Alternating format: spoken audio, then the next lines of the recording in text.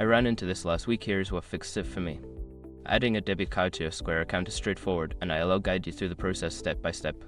Step 1. Open the Square app. Launch the Square app on your device. Make sure you are logged into your account to access the settings.